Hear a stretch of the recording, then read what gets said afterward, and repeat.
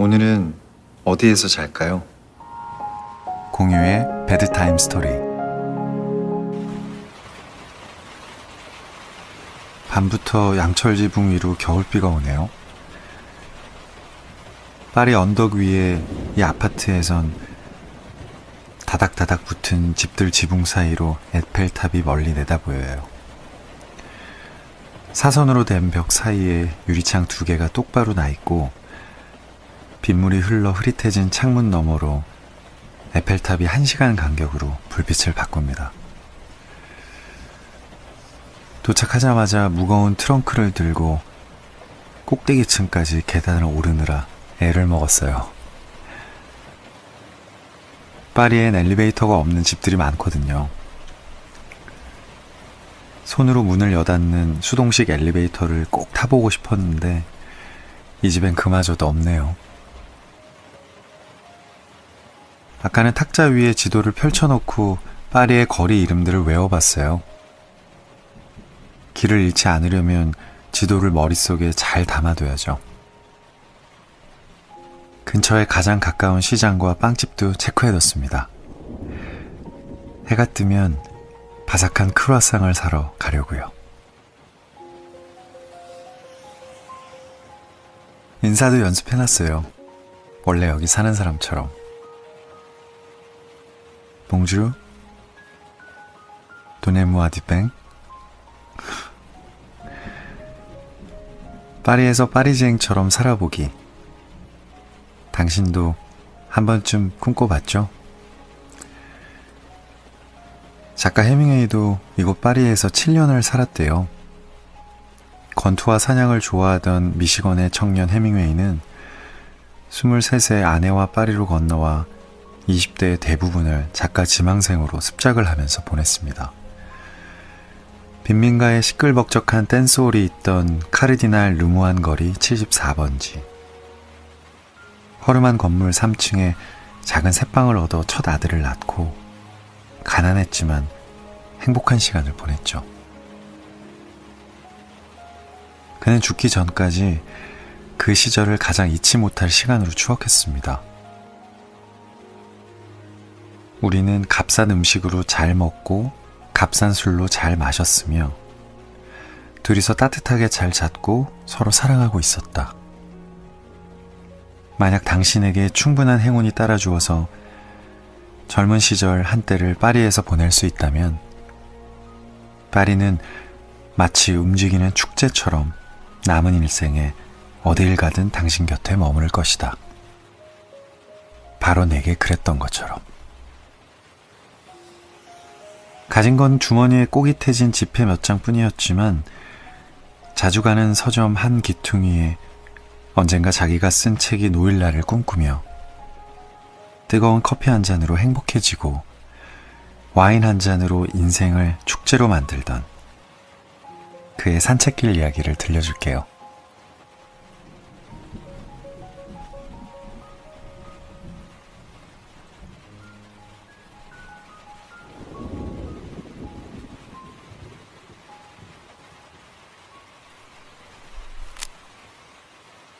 움직이는 축제.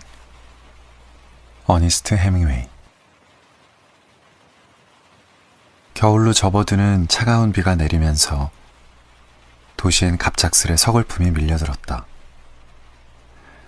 우산을 낮게 쓰고 빗속을 걷다 보니 높고 화사한 지붕은 보이지 않고 눈에 들어오는 건 그저 비에 젖은 회색빛 거리와 문이 닫혀 있는 작은 상점들, 약초가게, 정거장, 신문 가판대, 그저 그런 조산원. 그리고 베를레인이 숨을 거둔 곳이자 내가 꼭대기층에 방 하나를 빌려 작업실로 쓰고 있는 호텔뿐이다. 가장 꼭대기층에 내 방까지 가려면 6층이던가 8층까지 올라가야 했고 그곳은 몹시도 추운 곳이었다. 그 추운 방이 따뜻해지도록 불을 지피려면 불쏘시개로 쓸 잔가지 한 묶음과 연필 반토막 크기의 소나무 새꾸러미, 그리고 반쯤 마른 장작이 필요한데 돈이 꽤 많이 든다. 그래서 나는 쏟아지는 빛 속에서 거리 옆 끝으로 가서 지붕을 올려다보며 혹시 굴뚝에서 연기가 나는지 살펴보았다. 그런데 연기가 올라오는 것 같지 않았다. 그럼 굴뚝이 무척 차가울 텐데 차가운 굴뚝으로 연기가 올라가지 못하면 방이 연기로 가득 차버릴 수도 있겠다는 생각을 했다. 괜히 땔감과 돈만 낭비할 수 있겠다 싶어 방으로 올라가지 않고 계속해서 빗속을 걸어갔다. 앙리 4세 고등학교. 생 에티엔 뒤 몽교회를 지나 바람이 몰아치고 있는 팡테온 광장을 가로질러 걷다가 오른쪽으로 돌아 생 미셀대로의 바람 부는 쪽으로 걷게 되었고 클리니아 생제르맹 대로를 지나 생 미셀 광장에 있는 내가 잘 아는 괜찮은 카페까지 걸어갔다. 그 카페에 가면 기분이 좋아진다. 따뜻하고 깨끗하고 친근한 분위기의 카페다. 나는 비에 젖은 낡은 코트를 벗어 옷걸이에 걸어두고 역시 비바람을 맞은 해진 모자도 벗어서 긴 의자 위 선반에 올려두고 카페오레 한 잔을 주문했다. 우유가 든 따끈한 커피를 마시며 나는 주머니에서 공책과 연필을 꺼내 글을 쓰기 시작했다. 미시간에서 있었던 일에 관한 글이다. 카페에 간 날은 매우 춥고 바람이 많이 부는 거친 날씨였는데 내가 쓰는 글 속의 미시간 날씨도 비슷했다. 나는 유년기와 청소년기를 거쳐 어른이 될 때까지 가을이 끝날 무렵 이런 험난한 날씨를 여러 번 겪었다. 그러면서 이런 날씨엔 어디서 글을 써야 다른 어떤 곳보다 글이 잘 써지는지 알고 있었다. 어떤 경험을 글로 적을 땐 그 글에 딱 맞는 적합한 장소가 따로 있다. 이걸 나는 옮겨 심기와 비슷하다고 생각한다. 식물이 자랄 때 적합한 환경을 만들어주는 것처럼 사람한테도 이 과정이 필요할 수 있다. 마침 내 글 속의 남자아이들은 술을 마시고 있었고 쓰다 보니 나도 목이 말라서 세인트 제임스 럼주를 주문했다. 추운 날의 럼주는 완벽하다. 계속해서 글쓰기에 집중하는 사이 마르티니크산 럼주가 온몸에 퍼지며 내 몸과 영혼을 따뜻하게 했고 나는 기분이 정말 좋아졌다. 그때 한 여자가 카페에 들어와 창가 자리에 혼자 앉는 걸 보았다. 그녀의 얼굴은 아주 생기 있고 예뻤다. 빗물에 씻긴 듯 맑은 피부에 새까만 머리가 뺨을 가로지르는 날카로운 커트 단발을 하고 있었다. 나는 그녀에게 시선을 빼앗기고 설레서 글을 쓸 수가 없었다. 내 이야기 속에 등장시키고 싶을 만큼 매력적이었지만 입구가 잘 보이는 쪽으로 돌려앉는 걸 보니 누군가를 기다리는 것 같아 다시 글쓰기에 집중했다. 연필은 저절로 자기 혼자 글을 써내려 갔고 나는 그 속도를 따라잡느라 애를 먹었다. 세인트 제임스 럼주를 한 병 더 주문하고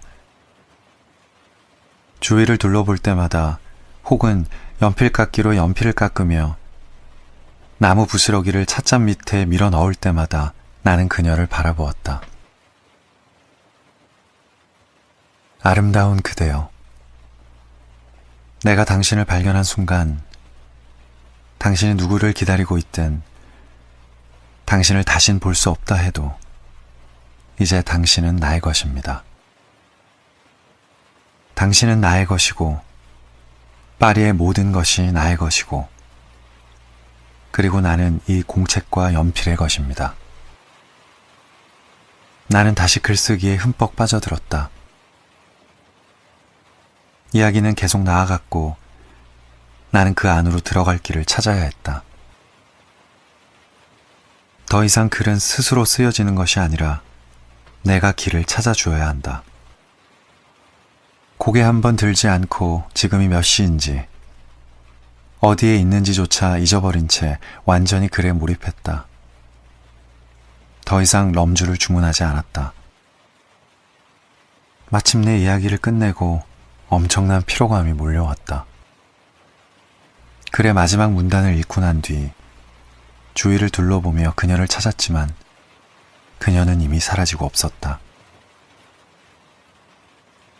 나는 그녀가 멋진 남자와 떠났기를 바랬다.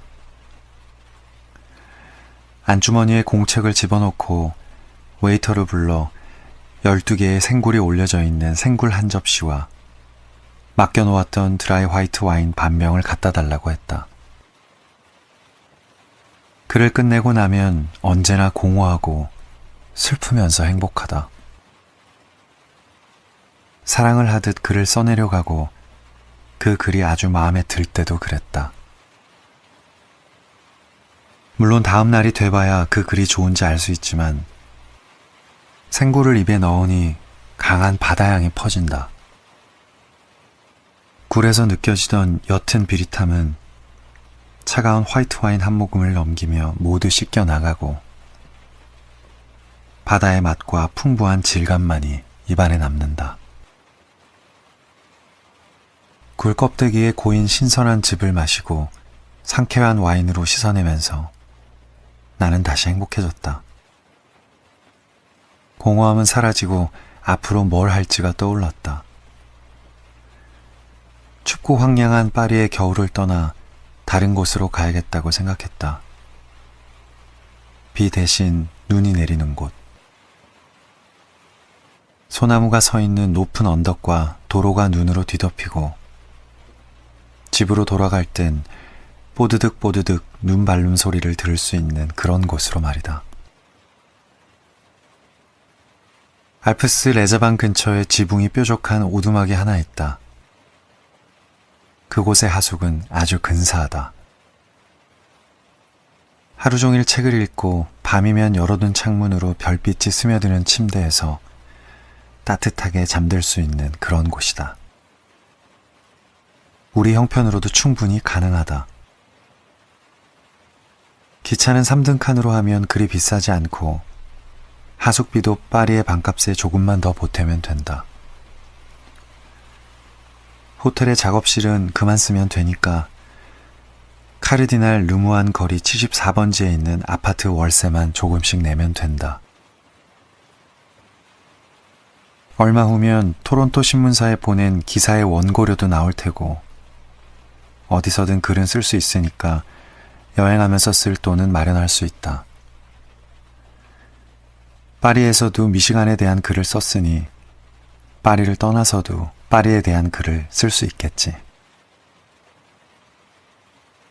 아직 파리에 대해 잘 알지도 못하면서 이런 생각은 좀 이른가 싶었지만 결국은 그렇게 될 것이다.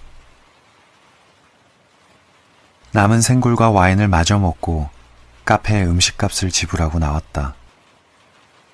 밖으로 나온 나는 빗속을 걸어 몽타뉴 생트 주뉴비에브까지 언덕 위로 곧바로 가로지르는 지름길로 올라갔다. 날은 굳고 비는 차갑게 내리지만 그저 비일 뿐이다. 파리에선 흔한 날씨일 뿐이다. 이 비를 맞는다고 내 인생이 바뀌거나 하지는 않는다. 나는 파리의 찬비를 맞으며 언덕 위 아파트를 향해 걸어갔다.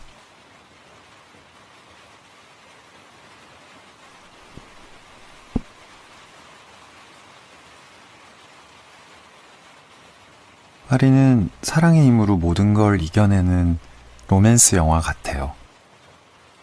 이 도시와 사랑에 빠지는 순간 잊고 있던 꿈을 다시 꾸게 됩니다. 이 사치품 같았던 낭만을 다시 꺼내 들게 되죠. 현실이 아무리 고되고 힘들어도 이 발밑만 내려다보던 고개를 들어 멀리 하늘을 보면 거기엔 여전히 별이 반짝이고 있다는 걸 이 도시가 다시 일깨워줍니다. 시를 좋아합니다. 노래는 더 좋아합니다. 창가를 좋아해요. 나무 그늘은 더 좋아해요. 기타 소리를 좋아해요. 피아노 연주가 더 좋습니다. 자전거 타는 걸 좋아합니다. 수영하는 게 더 좋기도 해요. 혼자 있는 걸 좋아해요. 둘이 있는 건 더 좋아요. 세상에 좋은 것과 더 좋아하는 것만 남아있는 밤. 해피엔딩을 좋아합니다. 오늘 밤 당신과 나의 밤이 해피엔딩이 되길. 굿나잇. 본뉘. 이제 그만 자요.